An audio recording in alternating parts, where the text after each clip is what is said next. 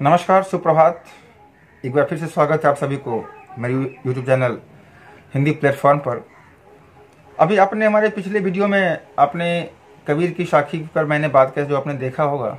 अभी इस वीडियो में मैं CBSE क्लास 10 हिंदी बी के काव्यखंड चैप्टर नंबर 2 मीरा के पद को लेकर उपस्थित हूँ। मीरा के पद में सबसे पहले जानेंगे हम मीरा के बारे में कि मीरा कौन थी, इनका जन्म कहाँ हुआ था, कब हुआ था, मीरा की जीवन शैली क्या थी। इन सब पर बात करते हुए फिर हम पद की ओर आगे बढ़ेंगे और देखेंगे कि पद में क्या क्या है। तो मैं बता दूं कि जो भी इस चैनल को देख रहे हैं, आप सबों से आग्रह है कि पहले इस चैनल को सब्सक्राइब कर लें, अगर नहीं किए हैं तो लाइक कर दें, कमेंट और अधिक से अधिक शेयर करें कि सभी बच्चों के पास यह वीडियो पहुंच सके। धन्यवाद। तो अब हम प्रारंभ करते हैं अपने YouTube चैनल पर के माध्यम से। मीरा के बारे में मैं आपको बता रहा हूं कि मीरा कौन थी। मीरा का जन्म सन 1503 दैट मीन्स 1503 में इनका जन्म हुआ था और 1546 में इनकी मृत्यु हो गई थी।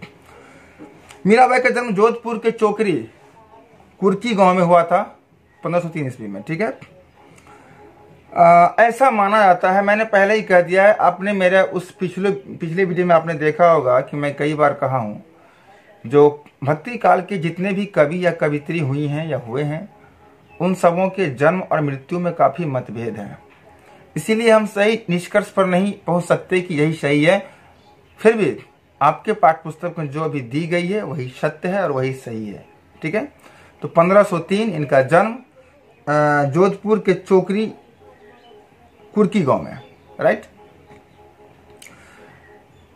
मीराबाई का जन्म एक साधारण सा परिवार में हुआ। लालन पालन बड़े प्यार से किया गया, लेकिन दुर्भाग्य था कि जब ये बाल्यावस्था में ही थी तो उनकी माँ का साया इनके सर से उठ गया। दैट मीन्स कम उम्र में ही, बाल्यावस्था में ही इनकी माँ गुजर गई और मात्र 13 वर्ष की अवस्था में इनकी शादी कर दी गई। ध्यान रखिएगा, मात्र 13 वर्ष की अवस्था में मीराबाई की शादी हो गई और शादी होने के कुछ दिनों के बाद ही उनके पति गुजर गए और फिर कुछ दिनों के बाद उनके पिता गुजर गए और फिर कुछ ही दिनों के बाद एक युद्ध के दौरान उनके ससुर महाराज भी चीर निद्रा में लीन हो गए। इस तरह से मीराबाई का सब कुछ समाप्त हो गया। अब संसार में उनका कोई नहीं था। अगर कोई था भी तो बस एक ही था, वो गिरधर गोपाल, माधव, केशव, कृष्ण, कान्हा, जो कह सकते हैं, आपकी मर्जी है। उनके अपने घर परिवार का परित्याग कर, क्योंकि अब ये दीन हो चुकी है, गरीब हो चुकी है और ये जीवन से तंग आ गई हैं, क्योंकि उनका अब आगे नाथ न पीछे पगा इनका कोई नहीं है। बस से सब कुछ घर वार को परित्याग कर वृंदावन की गलियों में चल पड़े और कृष्ण को अपना आराध्य मानकर, अपना इष्ट मानकर, अपना आराध्य मानकर उनके शरणों में, उनके चरणों में अपना सर्वस्व समर्पण कर दिया, न्योछावर कर दिया। उनका जीवन काल को अगर हम अध्ययन करें तो काफी दुखों में बीता, काफी संघर्षशील इनका जीवन था। अब संघर्षशील कैसे था वो तो आपने जान ही लिया होगा कि कैसे कैसे इनकी घटना हुई है साथ में।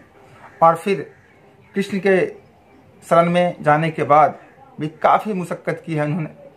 हालांकि दिल से कृष्ण को अपना पति मान लिया, लेकिन ऐसा तो नहीं कि कृष्ण ने इनको दर्शन दिया और सब कुछ तुरंत ही सॉल्व कर दिया, ऐसा नहीं। काफी कुछ परेशानी झेलना पड़ा वहां भी, लेकिन कृष्ण को अपना इष्ट मानकर, अपना पति मानकर मीरा सब कुछ उनके ऊपर न्योछावर कर दी। मीरा मध्ययुगीन भक्ति काल के सर्वश्रेष्ठ कवित्री मानी जाती हैं।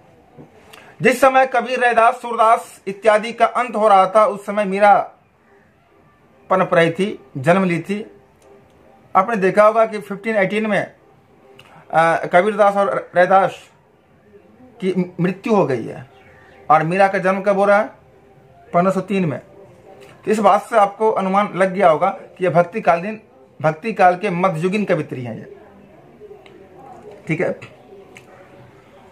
मध्यकालीन भक्ति आंदोलन की आध्यात्मिक प्रेरणा से जिन कवियों का जन्म दिया उसमें मीराबाई का विशिष्ट स्थान है। मैंने पहले ही कह दिया, मीराबाई का विशिष्ट स्थान है एक भक्तिकालीन कवित्री के नाते अगर कहें हम तो। इनके पर हालांकि अगर कवि और कवित्री में अगर तुलना करें तो एक से एक कवि और कवित्री हुए। ललितदत्त हैं, कबीरदास हैं, सूरदास हैं, रशखान हैं, रैदास हैं, रहीम हैं, बहुत सारे कवि हुए। ये सभी भक्ति धारा के ही थे, लेकिन उसमें अग्रगण्य भूमिका निभाने वाली एक मीरा भी थी, इसको हम नकार नहीं सकते। हालांकि मीरा की कृति रचना बहुत ज्यादा नहीं है, 7-8 केवल रचना ही की है मीरा, लेकिन इनकी रचना पूरे भारत में पढ़ी जाती है और हिंदी और गुजराती दोनों पर इनका समान अधिकार है। सब कुछ अब देखिए आगे सब कुछ लिखा हुआ है। इनके पद पूरे भारत, उत्तर भारत सहित गुजरात, बिहार और बंगाल तक प्रचलित है। मैंने पहले ही कह दिया। मीरा हिंदी और गुजराती दोनों की कवित्री मानी जाती है। पहले कहा कि हिंदी और गुजराती दोनों की कवित्री मानी जाती है, दोनों में इनका समान अधिकार माना जाता है। हालांकि इनकी रचना बहुत ज्यादा नहीं है, मैंने पहले कहा 7-8 रचना ही है केवल इनका। संत रैदास की शिष्या मीरा की कुल 7-8 कृतियां ही उपलब्ध है। अब एक बात थोड़ा सा जिक्र कर लें जो आगे हम लोग जानेंगे, इससे पहले मैं अभी ही आपको बता दे रहा हूं कि ये मीरा संत रैदास की शिष्या थी। यानी मीरा के गुरु कौन थे? संत रैदास। अब बहुत सारे प्रश्नों में ये मिलेगा आपको, या आगे चलकर आपके पाठ्य पुस्तक में वो बातें मिल जाएंगी कि मीरा सगुण और निर्गुण दोनों ही ब्रह्म के उपासक थे। अब कई बच्चे प्रश्न करते सर सगुण ब्रह्म क्या होता है, निर्गुण ब्रह्म क्या होता है? सगुण वो होता है जिसे साकार कहते हैं, जो किसी मूर्ति का पूजा करता है, किसी का छवि अपने दिल में बसा कर पूजा करता है, राम कृष्ण का मूर्ति, दुर्गा जी का मूर्ति इत्यादि का मूर्ति जो पूजा करता है उसे कहते हैं साकार, यानी सगुण ब्रह्म।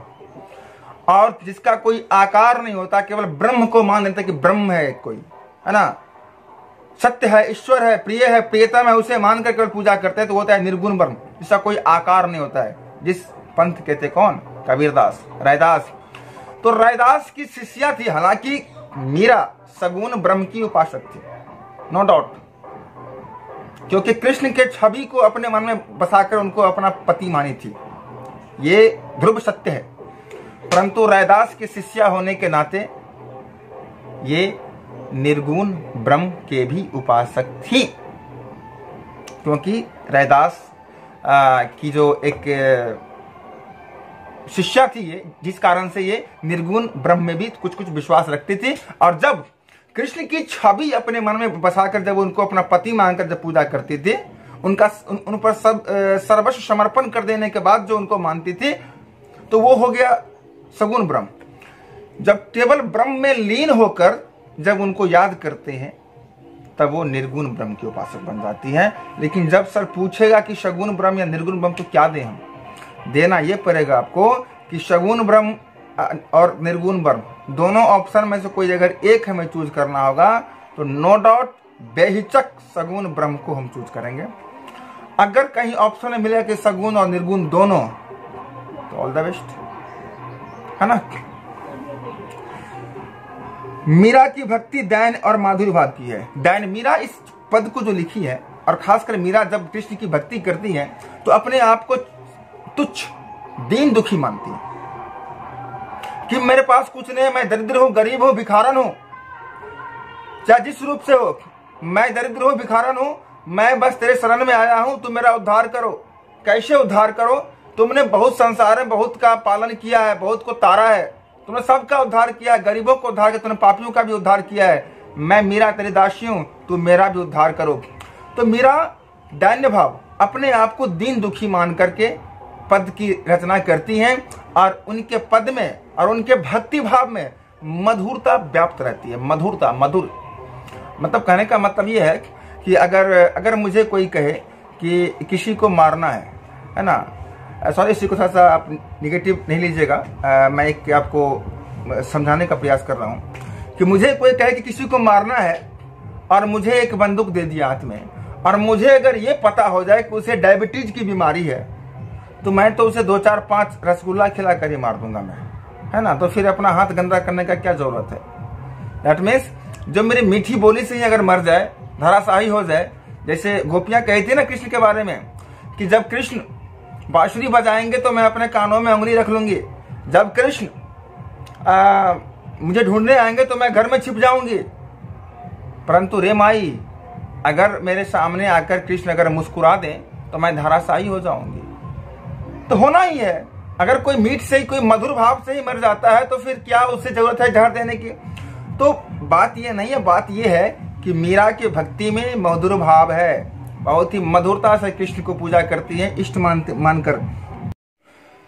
और आगे कहता है कि इन पर योगियों, संतों और वैष्णव भक्तों की का सम्मिलित प्रभाव पड़ा है। इसका मतलब है कि साधु संतों के संगति में रहने के कारण, साधुओं और संतों के संगति में रहने के कारण साधु संत और योगियों का इन पर समान प्रभाव पड़ा है और असर पड़ा है, ताकि जैसी संगति होती है इंसान की वैसी बुद्धि होती है, तो इन पर सबों का प्रभाव पड़ा है। ठीक है। और आगे कह रहा है कि इन पर मीरा के पदों की भाषा में राजस्थानी, ब्रज और गुजराती का मिश्रण पाया जाता है। जी, मीरा के पदों में, मीरा के भाषा में गुजराती, माफ कीजिएगा, राजस्थानी, ब्रज और गुजराती, ये तीनों भाषा का सम्मिश्रण है। एक्चुअली एक बात और ध्यान रखिएगा कि जब कुछ भाषाओं का जब मिश्रण होता है किसी भी काव्य में, तो काव्य की सौंदर्यता बढ़ जाती है। जैसे मैंने कबीर के साखी में भी आपको मैं ये बात बताया था, तो वहां पर उनकी सौंदर्यता बढ़ जाती है। ठीक है ना। वहीं पंजाबी, खड़ी बोली और पूर्वी के प्रयोग भी मिल जाते हैं। यानी इन सबों भाषा का प्रयोग इनके पद में, मीरा के पद में मिलना निश्चित है और मिलते हैं। कुछ शब्द आपको इन सभी भाषाओं का सम्मिश्रण होता है। तो आपने देख लिया मीरा का जन्म, मीरा की मृत्यु, क्या सुना आपने, 1503 जन्म, 1546 इनकी मृत्यु। जन्म इनका जोधपुर के चोकरी कुर्की गांव में। मात्र 13 वर्ष की अवस्था में इनका शादी हुआ। बाल्यावस्था में भी इनकी माँ गुजर गई थी, मर गई थी। और आपने देखा कि इनका शादी मेवाड़ के महाराणा सांगा के पुत्र कुंवर भोजराज के साथ इनका शादी हुआ था, मीरा का, है ना। इनका जीवन बहुत ही दुखों से, संकटों से घिरा हुआ था। बस सबसे पहले इनकी माँ मरी बाल्यावस्था में। 13 वर्ष की अवस्था में शादी होने के बाद कुछ ही दिनों के बाद इनके पति गुजर गए। फिर इनके पिता और फिर एक युद्ध में इनके ससुर महाराज मारे गए। इस तरह से दुखों का पहाड़ टूटने के बाद मीरा वृंदावन के गलियों में चली गई और वहां पर कृष्ण की भक्ति में लीन हो गई और कृष्ण पर ही सर्वस्व न्यौछावर कर दी, है ना। ये थी मीरा की भक्ति। मीरा के बारे में आपने सुना। थोड़ा सा वीडियो ये बड़ा हो जाएगा। बस नेक्स्ट वीडियो में मीरा के पद, दोनों ही पद के बारे में आपको बताऊंगा। तब तक के लिए मिलता हूं फिर अगले वीडियो में। Thank you.